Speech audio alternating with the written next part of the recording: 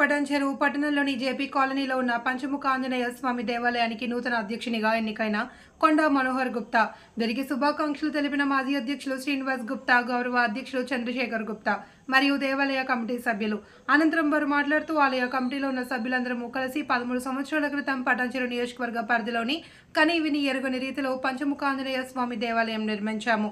మేమందరం ఈ మందిరం నుండి ప్రతి సంవత్సరం హనుమాన్ జయంతి, శ్రీరామనవమి అనే హిందూ పండుగలను హిందువులతో కలిసి సంస్కృత కార్యక్రమాలను నిర్వహిస్తాము. ఈ సంవత్సరం నూతన అధ్యక్షునిగా నాకు అవకాశం ఇచ్చిన మాజీ అధ్యక్షులు శ్రీనివాస్ గుప్తా, గౌరవ అధ్యక్షులు చంద్రశేఖర్ గుప్తా మరియు కమిటీ సభ్యులకు పేరు పేరున ధన్యవాదాలు. మా కమిటీ సభ్యులతో కలిసి ఆలయ అభివృద్ధి కోసం ఇక్కడ ప్రతి శనివారం హనుమాన్ చాలీసా పారాయణం, అన్నదాన కార్యక్రమాలతో ప్రత్యేక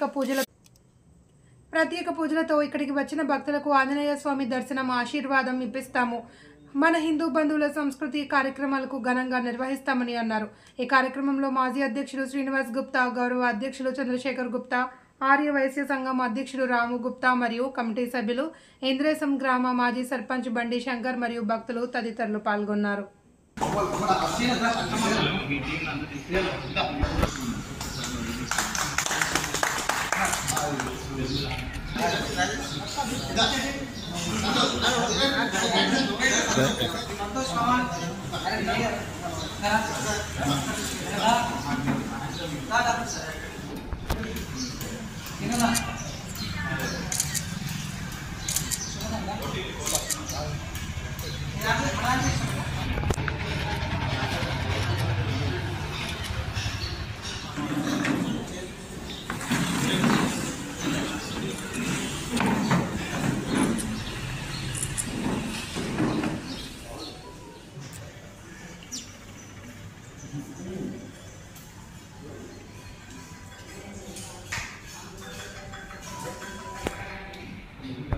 ఈరోజు పటాన్చెరులోని జేపీ కాలనీకి సంబంధించిన పంచముఖి వీరాంజనేయ స్వామి దేవాలయానికి నూతన అధ్యక్షులుగా ఎన్నుకోవడం జరిగింది.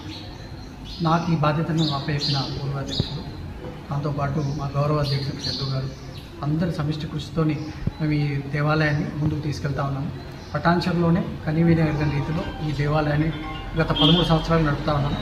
ఇప్పుడు నాకు వచ్చిన సమయం ప్రకారంగా నేను కూడా రాబోయే సంవత్సరం వరకు ఏదైతే హనుమాన్ జయంతి వరకు ఏదైతే ఉందో ప్రతి కార్యక్రమాన్ని నిర్వహించి హిందూ సంస్కృతి నేర్పించే విధంగా కొంతమంది అది మర్చిపోతూ ఉన్నారు.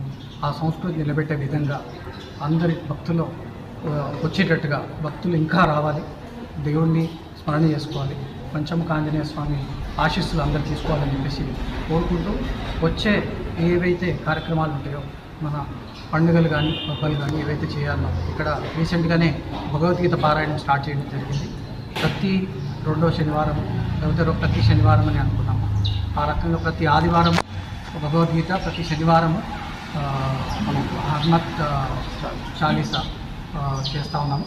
ఈ రకంగానే ఇట్లాంటివి ఇక ముందు కూడా జరగాలని చెప్పేసి జరిపిస్తారని చెప్పేసి తెలియజేస్తూ గుడి అభివృద్ధికి పాటుపడతానని చెప్పేసి తెలియజేస్తూ ముగిస్తాను.